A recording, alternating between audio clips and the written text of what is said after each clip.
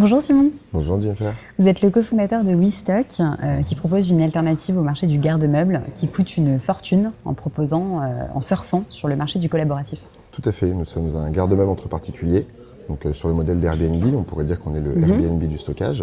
On met en relation des gens qui ont de l'espace inutilisé, comme des caves, des garages, des box, avec des personnes qui ont, elles, besoin d'espace pour stocker des biens, pour un déménagement, des travaux, l'arrivée d'un enfant. On s'est intéressé au marché du garde-meubles.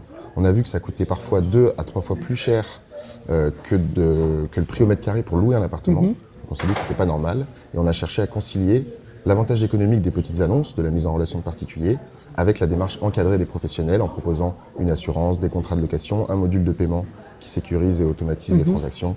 Vraiment une démarche encadrée. Votre particularité, c'est que votre service comprend l'assurance. Donc comment ça se passe, sachant que le stock est hébergé chez un particulier? C'est une multirisque habitation, un contrat d'assurance habitation classique, mais qui est dédié aux affaires que vous allez stocker chez un autre particulier. Donc ça coûte 60% moins cher à peu près, c'est ça? À peu près, donc en ça moyenne, coûte combien? 2 à 3 fois moins cher.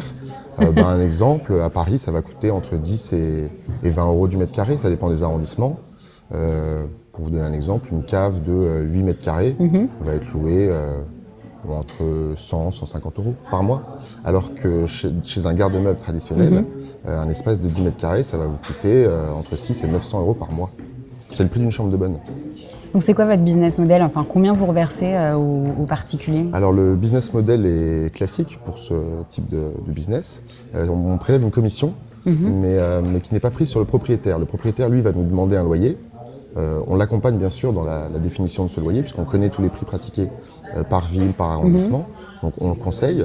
Et une fois que ce prix est fixé, c'est vraiment l'argent qu'il va toucher. Nous, on va y rajouter une commission qui sert à couvrir l'assurance, le module de paiement et les frais de fonctionnement du site. Et cette commission est payée par le locataire, puisque c'est lui qui va bénéficier de l'assurance et avec tous les services autour. On l'a dit, vous servez sur le marché du collaboratif. Est-ce que vous êtes inscrit dans cette communauté qui cesse de grandir? Il y a le WeShareFest par exemple.